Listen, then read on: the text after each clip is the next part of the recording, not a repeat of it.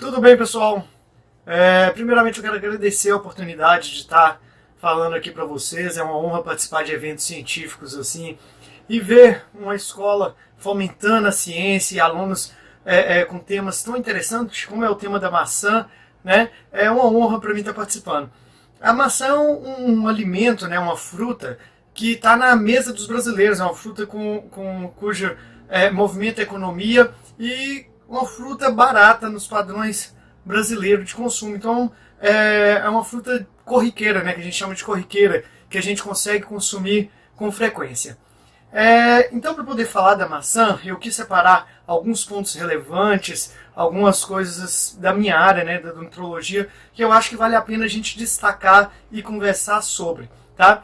Primeiramente, eu queria falar sobre a pectina.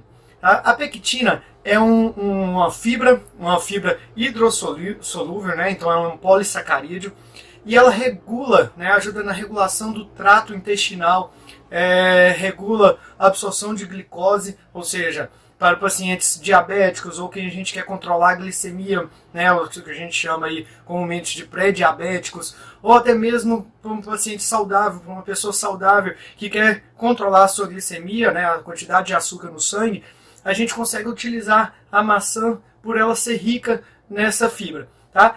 Essa fibra também participa do controle do colesterol. Né? Então é uma forma interessante da gente usar um produto natural, barato, para controle desses marcadores de saúde.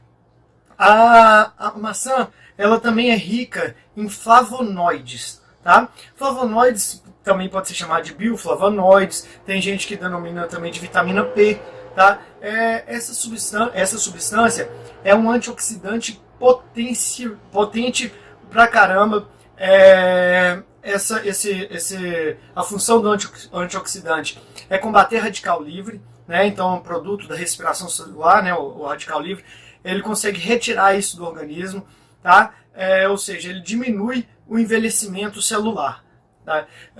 Outra função dos flavonoides é fazer vasodilatação, ou seja, ele aumenta o calibre das veias, isso faz com que, das veias e artérias, né, dos vasos sanguíneos, isso faz com que chegue uma quantidade maior de oxigênio, de nutrientes para as células. Tá? Então, para aquele esportista, aquela pessoa que pratica atividade física, ela serve como vasodilatador, assim como uma pessoa que tem uma doença cardíaca, enfim, que a gente quer um aporte maior de oxigênio. Também tem um efeito anti-inflamatório, tá? É um efeito anti-inflamatório sistêmico, não é aquele efeito anti-inflamatório localizado. Esse anti-inflamatório, esse efeito anti-inflamatório sistêmico, ele consegue diminuir PCR, tá? Que é a proteína C reativa, que é um marcador inflamatório, consegue diminuir homocisteína, que é outro marcador inflamatório. Então é bem interessante a gente ver o uso da maçã na prática clínica também. Os flavonoides, existem estudos, tem um estudo da Universidade Estadual de Washington que mostra que os flavonoides eles podem reduzir também metástase em câncer. Tá? São estudos ainda preliminares, a gente não sabe ainda dosagem, essas coisas, mas revelou pra gente que consegue diminuir a possibilidade ou a frequência dessas metástases. Não se sabe ainda o mecanismo certo, mas acredita-se que seja por uma ativação dos genes inibitórios de metástase. Então, faz uma interferência aí na expressão do DNA, né, que a gente chama de fenótipo. Também, algumas pesquisas mostraram que os flavonoides têm uma função, né, de inibição das proteases do vírus HIV. Então, quando o vírus vai fazer a replicação viral, ele agiria retardando ou minimizando ou impedindo essa replicação viral. Tá? Então são estudos preliminares ainda, mas que dão uma noção para a gente da importância dessas substâncias. Além disso, a maçã é rica em vitamina B1, B2 e B3.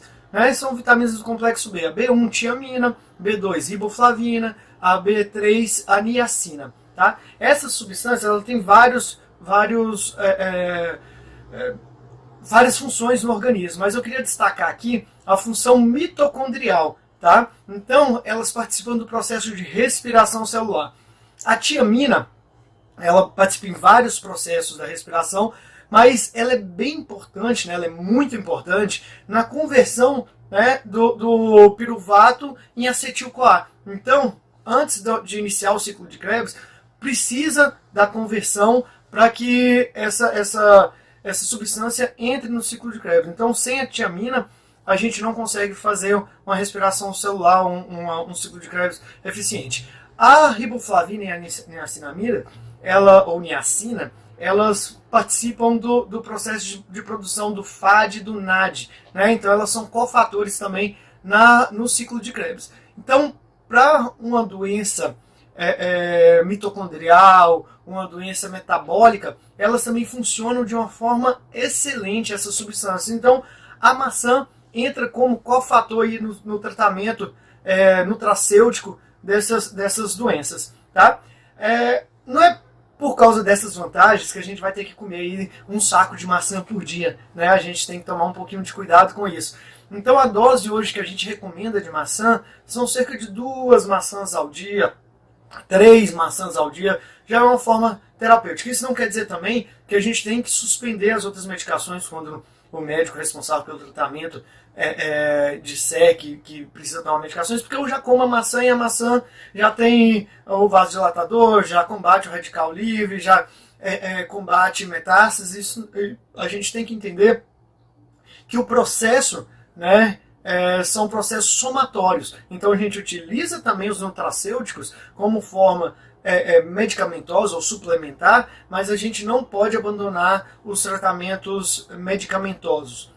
Tá ok? Espero ter contribuído. Me coloco à disposição aí, caso a turma ou a escola queira fazer um debate também, queira algum outro tipo de informação, no que eu puder ajudar. E novamente, parabéns pela escolha, parabéns pelo projeto de vocês. Grande abraço!